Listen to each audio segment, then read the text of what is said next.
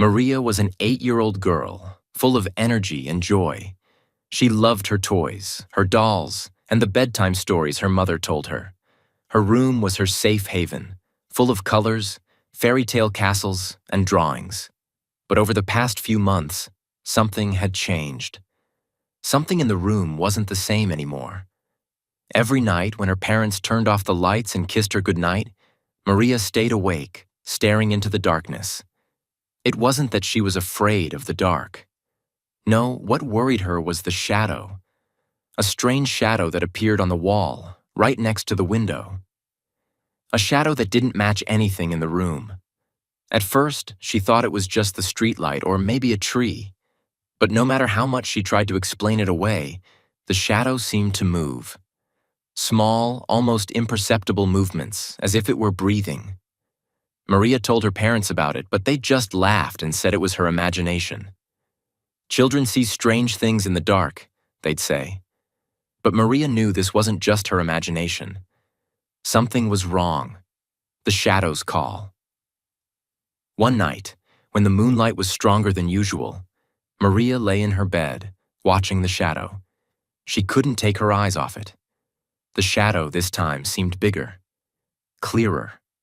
Her heart started racing. She felt a cold shiver run down her spine, but she couldn't look away. And then, for the first time, the shadow spoke. "Maria." The voice was faint, like a whisper from far away. Maria pulled the blanket over her face, hiding. She didn't want to look anymore, but the voice persisted. "Maria, come closer." The voice was sweet, like someone familiar calling her. But there was something about it that made Maria's skin crawl. Despite her fear, she felt an odd urge to approach. Slowly, she got out of bed and walked toward the spot where the shadow appeared. "Maria, I'm here for you." The shadow began to take shape. It was no longer just a strange, irregular shadow on the wall. It was the shape of a girl, around her own age. Maria stood frozen, unsure of what to do. Then, the shadow extended its hand. A thin, dark hand emerged from the wall like it was alive. "Touch me," the shadow said. Maria, though every fiber of her being screamed to stop, hesitantly reached out her hand. When her fingers touched the shadow, a sharp coldness shot through her body. It was like plunging into icy water. At that moment, a bright light flooded the room and the shadow disappeared.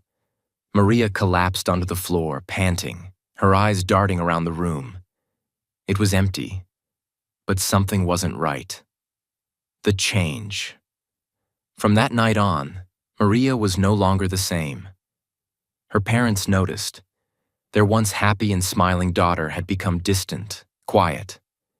She stared at the shadows on the wall, but not with fear, as if she was waiting for them. Her mother asked if something was wrong, if something was bothering her. But Maria just smiled.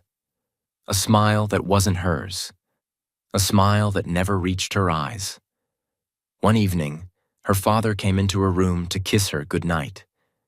Maria looked at him quietly and said, "I'm not Maria."